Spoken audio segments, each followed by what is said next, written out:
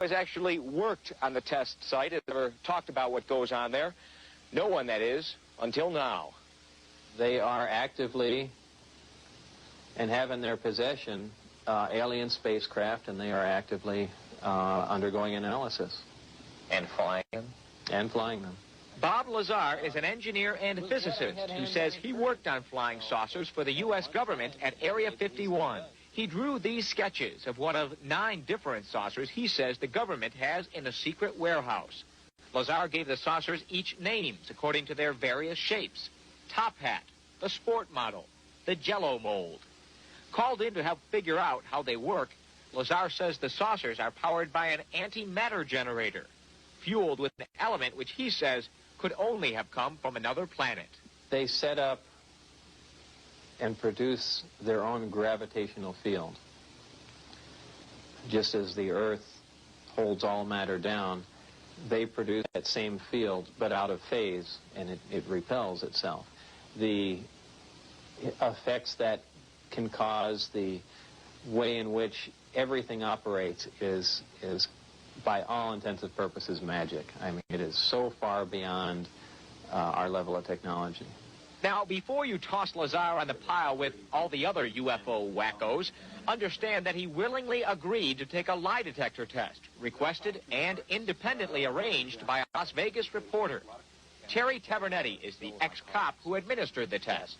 If he's lying, he ought to be in Hollywood, because he gave absolutely no physiological indications of attempting deception.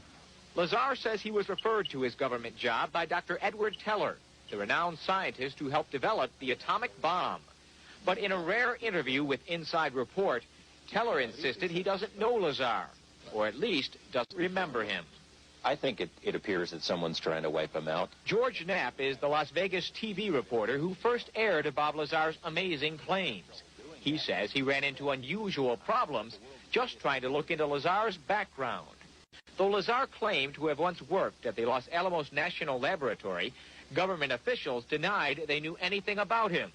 But when Knapp came up with a phone directory listing Lazar's name, Los Alamos grudgingly admitted he had spent some time there.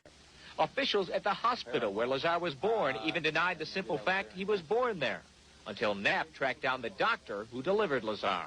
I find Bob to be credible, and the main reason is because the story hasn't changed. It's stayed from the beginning. It's been the same.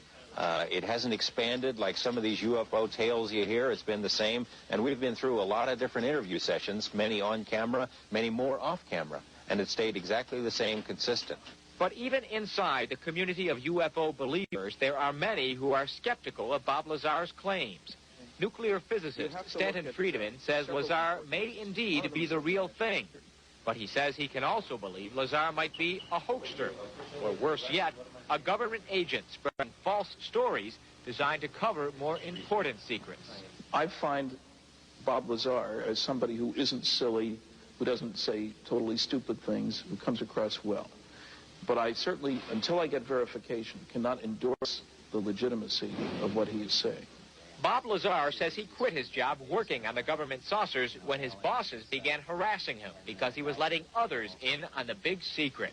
But now that others are greeting his claims with skepticism and outright hostility, he says he wishes he just kept his big mouth shut. Lazar says he never took the idea of breaking security lightly.